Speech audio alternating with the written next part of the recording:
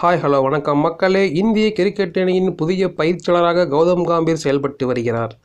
ICC 2024 T20 உலகக்கோப்பை வெற்றியுடன் விடைபெற்ற ஜாம்பவான் ராகுல் டிராவிட்டுக்கு பின் அவர் புதிய பயிற்சியாளராக நியமிக்கப்பட்டுள்ளார்.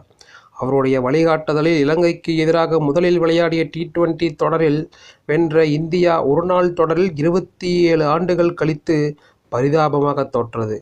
அந்த தோல்விக்கு பேட்டிங் வரிசையில் தேவையற்ற மாற்றங்களை செய்த கௌதம் கம்பீர் முக்கிய காரணமாக அமைந்ததாக விமர்சனங்கள் எழுந்தன. முன்னதாக ராகுல் டிராவிட் பெரும்பாலான சமயங்களில் அமைதியாக இருக்கக்கூடிய நபராக அறியப்படுகிறார். அதேபோல ரோஹித் சர்மாவும் களத்தில் அவ்வப்போது உணர்ச்சிகளை வெளிப்படுத்தினாலும் கிட்டத்தட்ட தோனி போல கூலான கேப்டனாக செயல்பட்டு வருகிறார். மறுபுறம் கௌதம் கம்பீர் அதிகமாக கோபம் மற்றும் உணர்ச்சி வசப்படக்கூடிய நபர் என்பது பொதுவான கருத்தாகும். எனவே ரோஹித் சர்மாவுடன் இணைந்து அவர் பயிற்சியாளராக எந்த அளவுக்கு வெற்றிகரமாக செயல்படுவார் என்பதை பொறுத்திருந்தே பார்க்க வேண்டியுள்ளது. இந்த நிலையில் அனைவரும் தோனி போல கூலாக இருக்க வேண்டும் என்ற அவசியமில்லை என ரவிச்சந்திரன் கூறியுள்ளார்.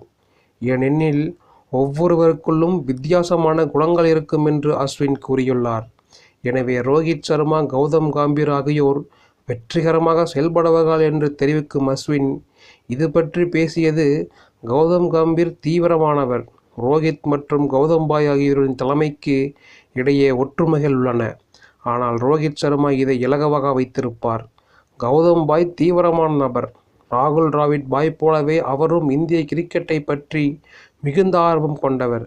இருவருமே இந்திய கிரிக்கெட்டின் மீது மிகுந்த ஆர்வத்தை கொண்டிருந்தாலும் வித்தியாசமானவர்கள் என்று நாங்கள் நம்புகிறோம்.